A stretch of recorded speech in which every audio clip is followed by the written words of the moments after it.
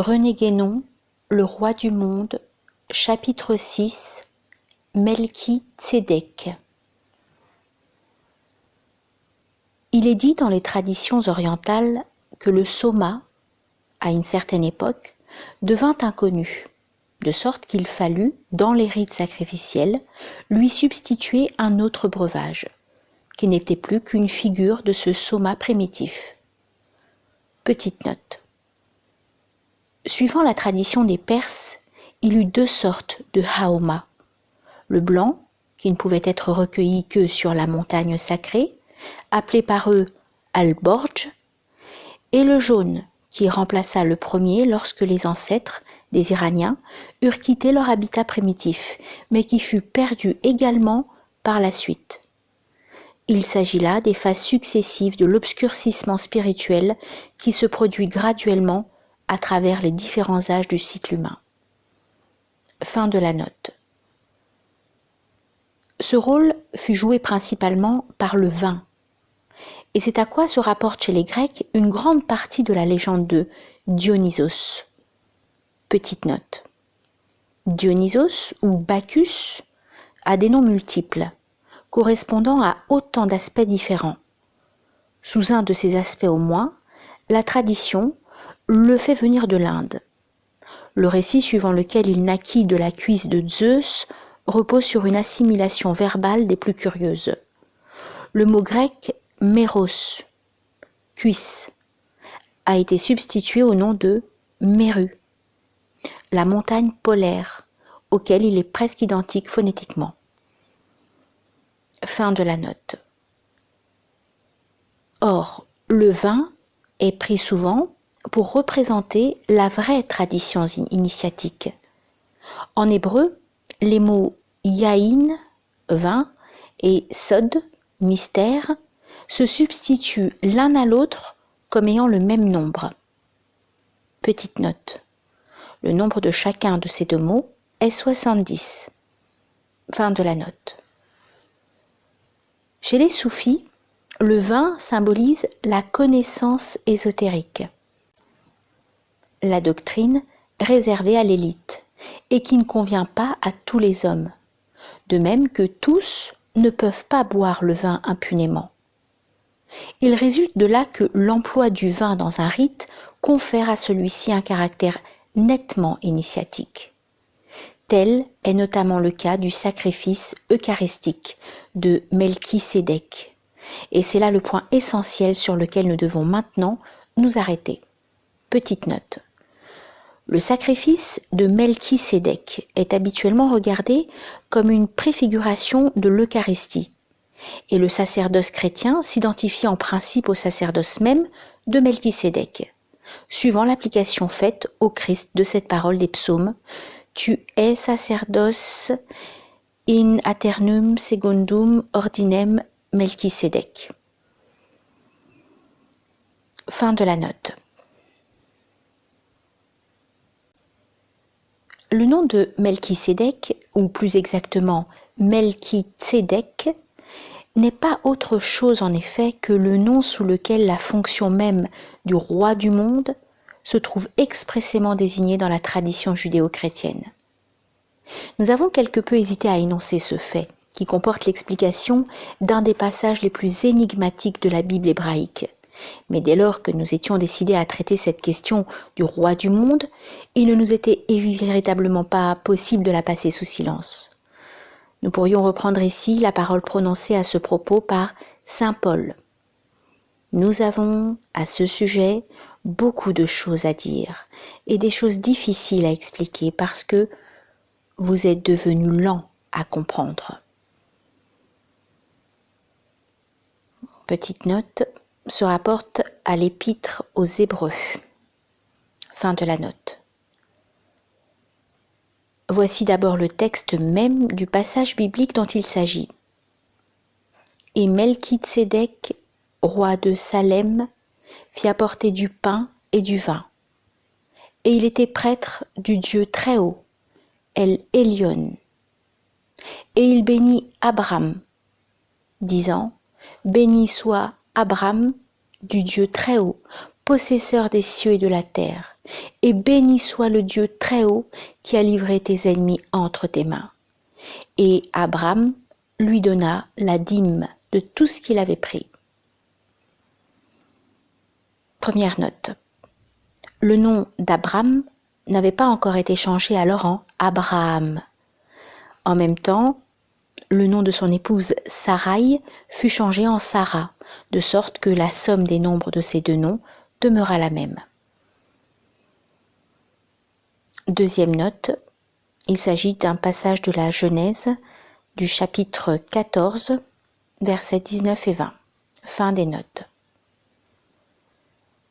Melchitsédek est donc roi et prêtre tout ensemble. Son nom signifie roi de justice et il est en même temps roi de Salem, c'est-à-dire de la paix.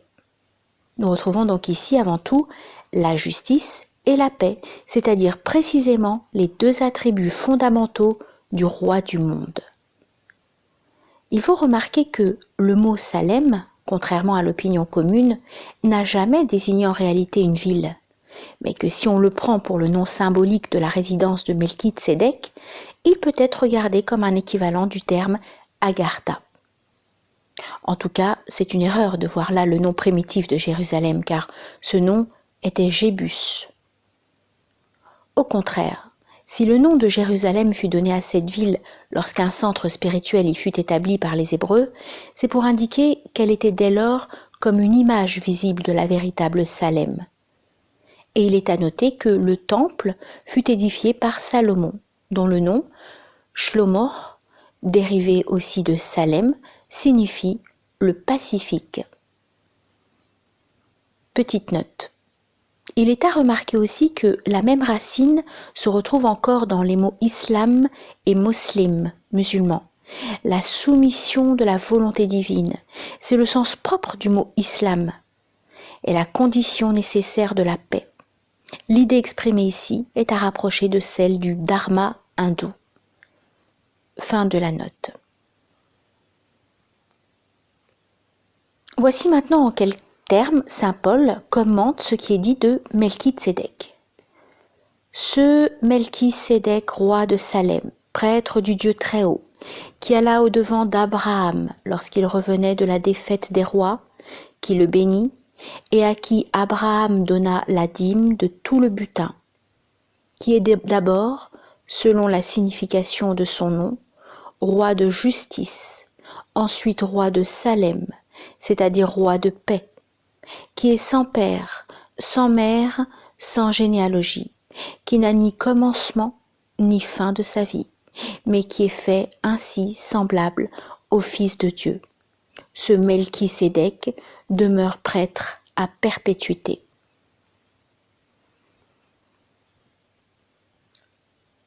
Fin de la citation.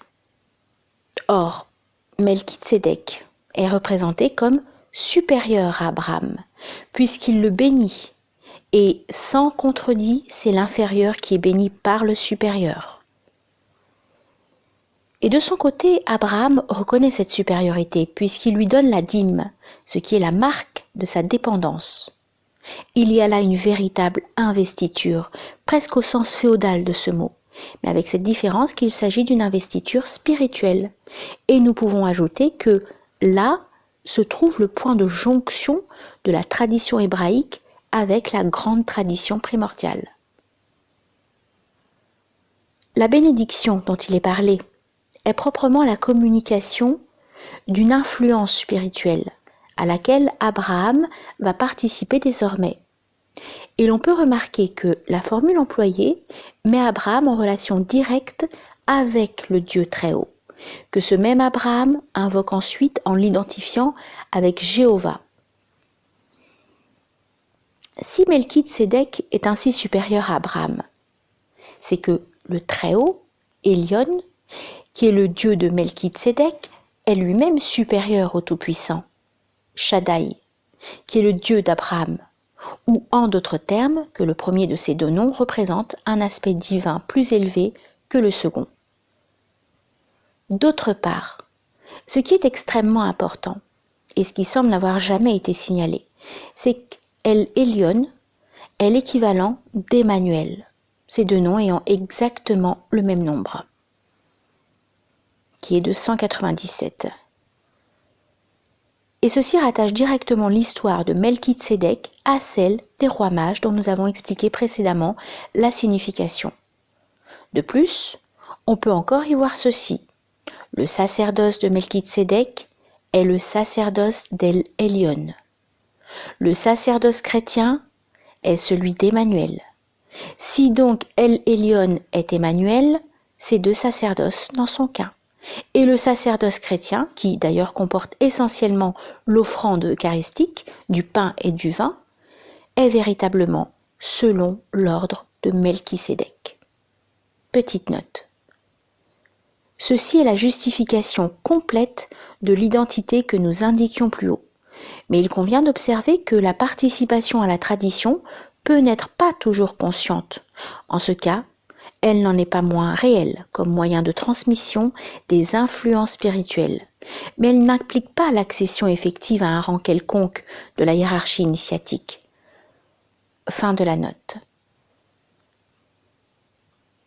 La tradition judéo-chrétienne distingue deux sacerdoces, l'un selon l'ordre d'Aaron, l'autre selon l'ordre de Melchisédek.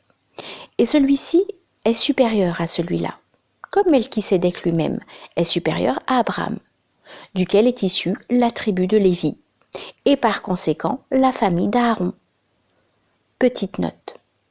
On peut dire aussi, d'après ce qui précède, que cette supériorité correspond à celle de la nouvelle alliance sur l'ancienne loi. Il y aurait lieu d'expliquer pourquoi le Christ est né de la tribu royale de Juda et non de la tribu sacerdotale de Lévi. Mais ces considérations nous entraîneraient trop loin. L'organisation des 12 tribus, descendants des 12 fils de Jacob, se rattache naturellement à la constitution duodénaire des centres spirituels. Fin de la note. Cette supériorité est nettement affirmée par saint Paul, qui dit « Lévi même, qui perçoit la dîme sur le peuple d'Israël, l'a payé, pour ainsi dire, par Abraham. » Petite note. Renvoi à l'Épître aux Hébreux, chapitre 7, verset 9. Nous n'avons pas à nous fin de la note. Nous n'avons pas à nous étendre davantage ici sur la signification de ces deux sacerdoces, mais nous citerons encore cette autre parole de saint Paul. Ici, dans le sacerdoce lévitique, ce sont des hommes mortels qui perçoivent les dîmes. Mais là, c'est un homme dont il est attesté qu'il est vivant.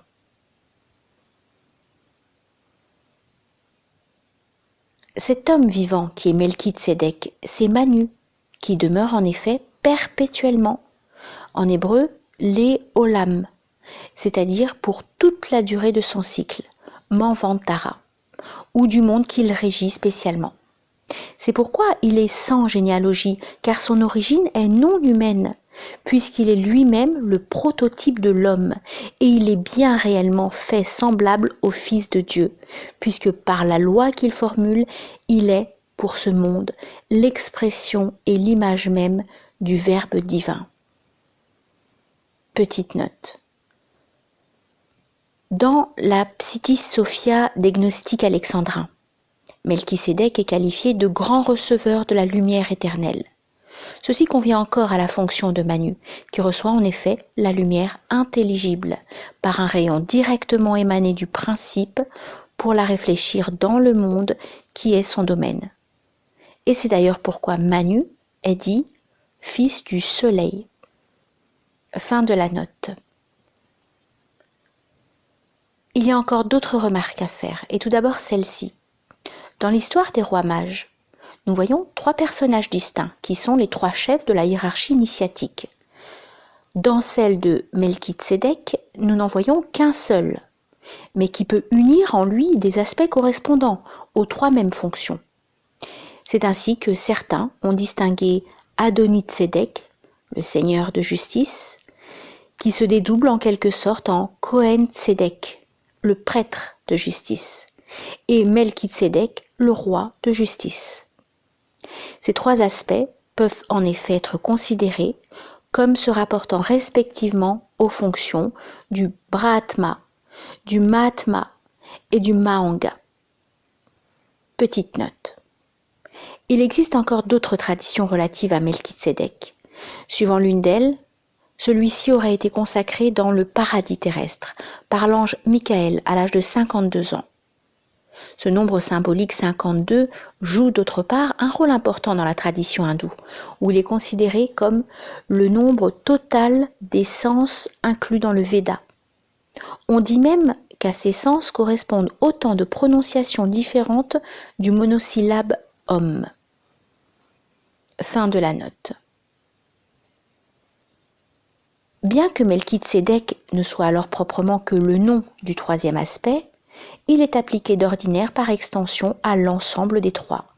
Et s'il est ainsi employé de préférence aux autres, c'est que la fonction qu'il exprime est la plus proche du monde extérieur, donc celle qui est manifestée le plus immédiatement.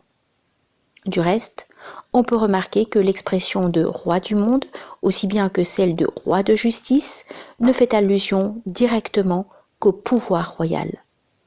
Et d'autre part, on trouve aussi dans l'Inde la désignation de Dharma Raja, qui est littéralement équivalente à celle de Melchizedek. Petite note. Ce nom, ou plutôt ce titre de Dharma Raja, est appliqué notamment dans le Mahabharata à Yudhishthira, mais il l'a été tout d'abord à Yama, le juge des morts, dont le rapport très étroit avec Manu a été indiqué précédemment. Fin de la note. Si maintenant nous prenons le nom de Melchizedek dans son sens le plus strict, les attributs propres du roi de justice sont la balance et l'épée. Et ces attributs sont aussi ceux de Michael, considéré comme l'ange du jugement. Petite note. Dans l'iconographie chrétienne, l'ange Michael figure avec ces deux attributs dans les représentations du jugement dernier. Fin de la note. Ces deux emblèmes représentent respectivement, dans l'ordre social, les deux fonctions administratives et militaires qui appartiennent en propre aux kshatriyas et qui sont les deux éléments constitutifs du pouvoir royal. Ce sont aussi, hiéroglyphiquement, les deux caractères formant la racine hébraïque et arabe haqq, qui signifie à la fois justice et vérité, et qui, chez divers peuples anciens, a servi précisément à désigner la royauté. Petite note. De même, chez les anciens Égyptiens, Ma ou Maat était en même temps la justice et la vérité. On la voit figurer dans un des plateaux de la balance du jugement, tandis que dans l'autre est un vase, hiéroglyphe du cœur. En hébreu, Haq signifie décret. Le mot Haq a pour valeur numérique 108, qui est un des nombres cycliques fondamentaux.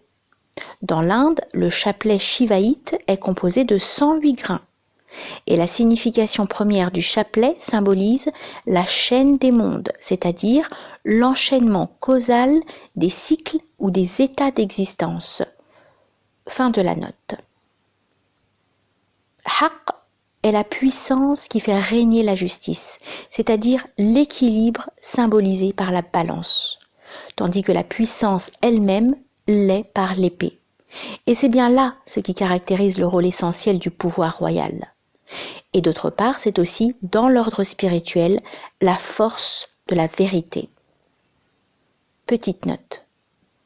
Cette signification pourrait se résumer dans cette formule.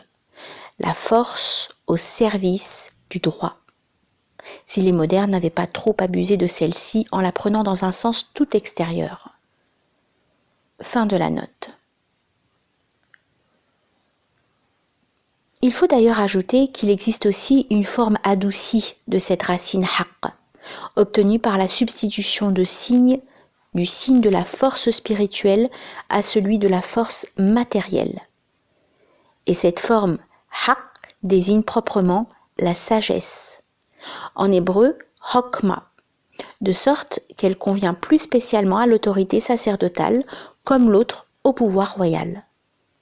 Ceci est encore confirmé par le fait que les deux formes correspondantes se retrouvent avec des sens similaires pour la racine kan, qui dans des langues très diverses signifie pouvoir ou puissance, et aussi connaissance. Voir l'ésotérisme de Dante. Kan est surtout le pouvoir spirituel ou intellectuel, identique à la sagesse, d'où Kohen, prêtre en hébreu. Et Kan, avec un Q, est le pouvoir matériel, d'où différents mots exprimant l'idée de possession, et notamment le nom de Caïn. Petite note. Le mot Khan, titre donné au chef par les peuples de l'Asie centrale, se rattache peut-être à la même racine. Fin de la note. Ces racines et leurs dérivés pourraient sans doute donner lieu encore à beaucoup d'autres considérations, mais nous devons nous borner à ce qui se rapporte le plus directement au sujet de la présente étude. Pour compléter ce qui précède, nous reviendrons à ce que la Kabbale hébraïque dit de la Shekinah. Celle-ci est représentée dans le monde inférieur par la dernière des 10 séphirotes, qui est appelée Malkout, c'est-à-dire le royaume, désignation qui est assez digne de remarque au point de vue où nous nous plaçons ici. Mais ce qui l'est plus encore, c'est que parmi les synonymes qui sont parfois donnés à Malkout, on rencontre Tzedek, le juste. Petite note. Tzedek est aussi le nom de la planète Jupiter, dont l'ange est appelé Tzadkiel Melek. La similitude avec le nom de Melki-Tzedek, auquel est seulement ajouté El, le nom divin qui forme la terminaison commune de tous les noms angéliques, est ici trop évidente pour qu'il y ait lieu d'y insister. Dans l'Inde, la même planète porte le nom de Brihaspati, qui est également le pontife céleste. Un autre synonyme de Malkout est Sabbat, dont le sens de repos se réfère visiblement à l'idée de la paix. D'autant plus que cette idée exprime, comme on l'a vu plus haut, l'aspect externe de la Shekinah elle-même, celui par lequel elle se communique au monde inférieur. Fin de la note. Ce rapprochement de Malkout et de Tzedek, ou de la royauté, le gouvernement du monde, et de la justice, se retrouve précisément dans le nom de Melki-Tzedek. Il s'agit ici de la justice distributive et proprement équilibrante dans la colonne du milieu de l'arbre séphirotique. Il faut la distinguer de la justice opposée à la miséricorde et identifiée à la rigueur dans la colonne de gauche, car ce sont là deux aspects différents. Et d'ailleurs, en hébreu, il y a deux mots pour les désigner.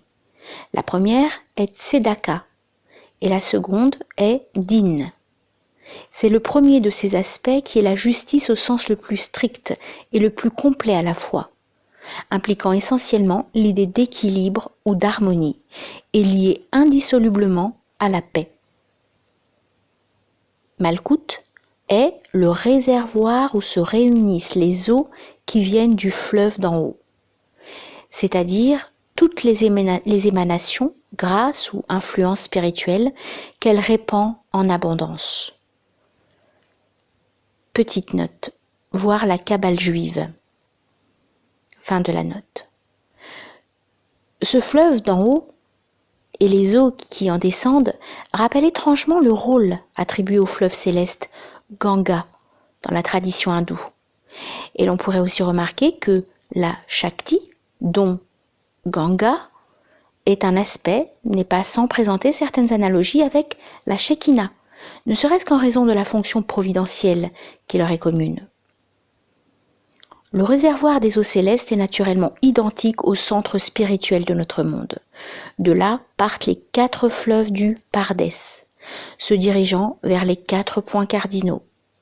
Pour les Juifs, ce centre spirituel s'identifie à la colline de Sion, à laquelle ils appliquent l'appellation de cœur du monde, d'ailleurs commune à toutes les terres saintes et qui pour eux devient ainsi en quelque sorte l'équivalent du Méru des hindous ou de l'Alborge des Perses. Petite note. Chez les Samaritains, c'est le mont Garizim qui joue le même rôle et qui reçoit les mêmes appellations. Il est la montagne bénie, la colline éternelle, le mont de l'héritage, la maison de Dieu et le tabernacle de ses anges, la demeure de la Shekinah. Il est même identifié à la montagne primordiale, Har Kadim, où fut l'Éden, et qui ne fut pas submergé par les eaux du déluge. Fin de la note. Le tabernacle de la sainteté de Jéhovah, la résidence de la Shekinah, est le Saint des Saints, qui est le cœur du temple, qui est lui-même le centre de Sion, Jérusalem. Comme la Sainte Sion est le centre de la terre d'Israël, comme la terre d'Israël est le centre du monde.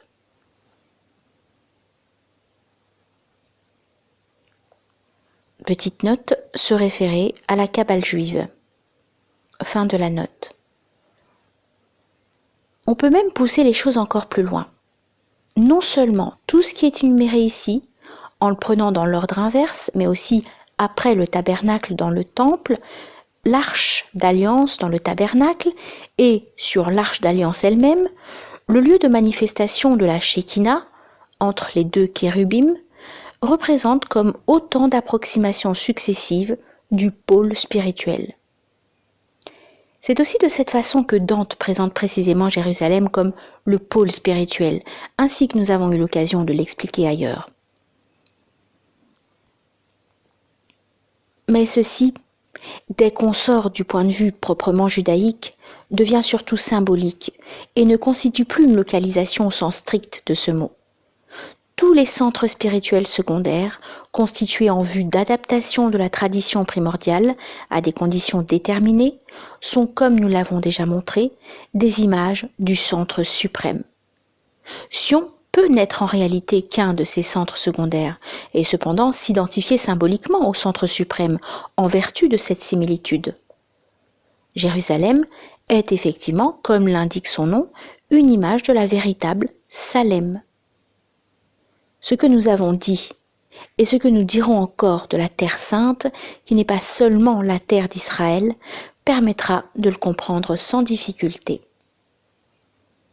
À ce propos, une autre expression très remarquable comme synonyme de Terre sainte est celle de Terre des vivants. Elle désigne manifestement le séjour d'immortalité, de sorte que, dans son sens propre et rigoureux, elle s'applique au paradis terrestre ou à ses équivalents symboliques. Mais cette appellation a été aussi transportée aux terres saintes secondaires et notamment à la terre d'Israël. Il est dit que la terre des vivants comprend 7 terres et M. Vuillot note à ce sujet que cette terre est Chanaan, dans lequel il y avait 7 peuples.